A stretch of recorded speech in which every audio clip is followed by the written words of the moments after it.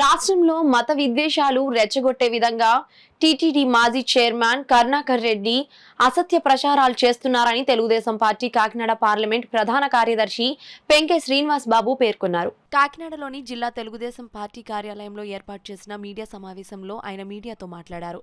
ఈ సమావేశంలో మునస బాబురావు, ఎం నాగేశ్వరరావు, పి సత్యనారాయణ తదితరులు పాల్గొన్నారు. మతాల మధ్యన చిచ్చు పెడతాం, అలాగే ఎంతో ప్రతిష్టగా కొలిచే తిరుపతి దేవస్థానం మీద బురద చల్లటం పనిగా పెట్టుకున్నారు. మనం గమనించుకుంటే కోటి దేవతలు ప్రత్యక్షంగా అవతరించిన గోవు అని మనం హిందువులు కొలుసుకోవటం జరిగింది. ఆ గోవుని ప్రదక్షిణ చేసి చుట్టూ కోటి మంది దేవతలను చుట్టూ ప్రదక్షిణ చేసినట్టు నమ్మకం ఉన్నది.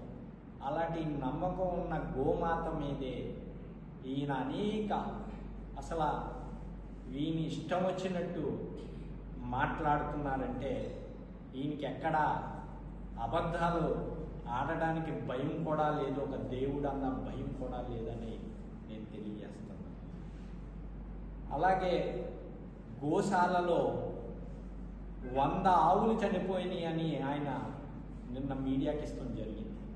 అది ఉట్టి అబద్ధ కల్పన.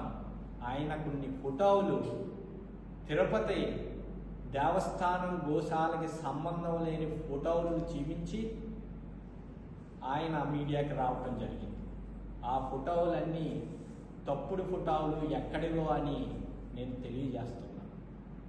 నిజానికి గోశాలలో గత 5 సంవత్సరాలుగా మనం లెక్కలు చూసుకుంటే గోవులు వయసు రీత్యా, వృద్ధాప్య రీత్యా, అలాగే ప్రసవించే సమయంలో, అలాగే అనారోగ్య సమయంలో కొన్ని గోవులు ప్రతి నెల 10 గోవులు చనిపోతాం. అది సహజం. గత 3 నెలల్లో అక్కడ 40 గోవులు మాత్రమే చనిపోయింది. అవి కూడా ఒక వృద్ధాప్య రీత్యా నార్మల్గానే చనిపోయినాయే తప్ప ఎటువంటి అశుభ్రత ఆయన చెప్పిన కామెంట్స్కి ఏమీ సంబంధం లేదు. ఆయన శుభ్రంగా లేదు అని తెలియజేశారు.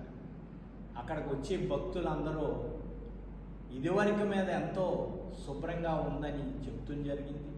అక్కడ పనిచేయడానికి 260 మంది పైన ఎంప్లాయీస్ ప్రత్యేకంగా గోశాలలో మాత్రమే ఆ గో రక్షణ కోసం పనిచేస్తున్నారు. అత్యాధునికమైన ఎక్విప్మెంట్తో వాటిని శుభ్రం చేస్తూ, అలాగే అక్కడ బ్లీచింగు, అనేక క్లీనింగ్ ఏర్పాట్లు చేస్తూ ఉన్న స్థలాన్ని ఆయన దగ్గర ఎటువంటి వీడియో ఏమైనా ఉంటే అశుభ్రంగా ఉందని బయట పెట్టాలని నేను కోరుతున్నాను.